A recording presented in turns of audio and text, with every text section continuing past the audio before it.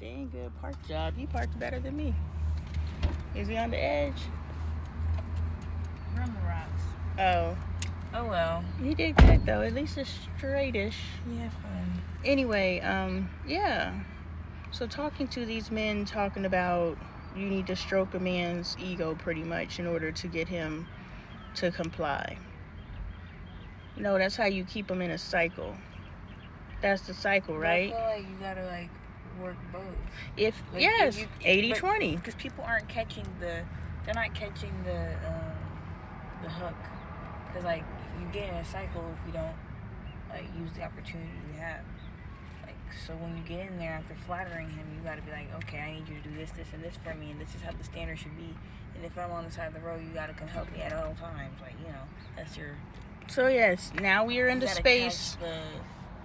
Now we're in the space of being able to reset standards.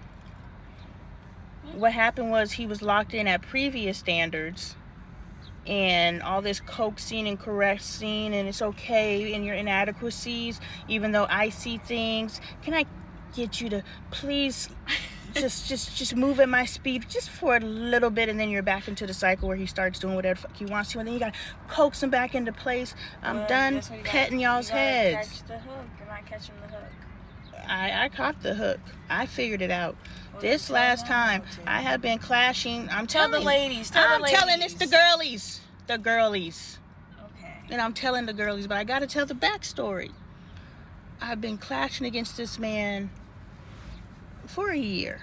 Been clashing with him for a year. We're just to the point where he started talking about divorce.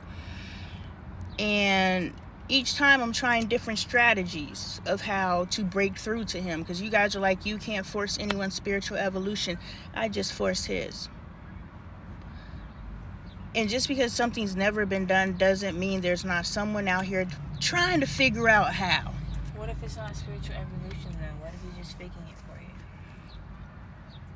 Then he's not faking it, because even in the faking to be in this space, he is elevating to the space, and I'm watching him when he's not in front of me. But what if people use things? Don't you know I've been studying this man for 14 years? I feel like he might be the opposite of you. Earlier how you said he talked about your hands being swollen and they got swollen. That's kind of weird. Well, let's watch that. I feel like it's bad energy sometimes. I don't know if it's bad energy or I'm so empathic, because I have been, I told a story about when I walked into Planned Parenthood. I got so angry. I was like, doo-doo-doo. Walked into Planned Parenthood and was like, what? And then as soon as I walked out of Planned Parenthood, I was like, I think I just absorbed the energy of Planned Parenthood. And so I'm absorbing his energy. We're telepathic. That's why we got to be careful of the things that we think, because we're pushing those thoughts into each other. Right.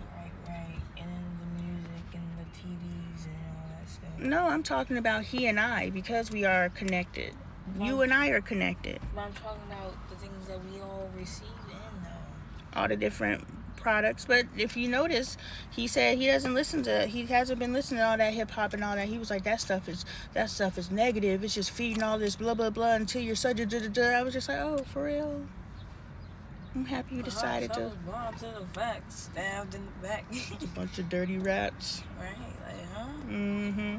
Right. I still bump my Tupac. I don't care, because I'm past the part where I gotta filter things out in order to be okay.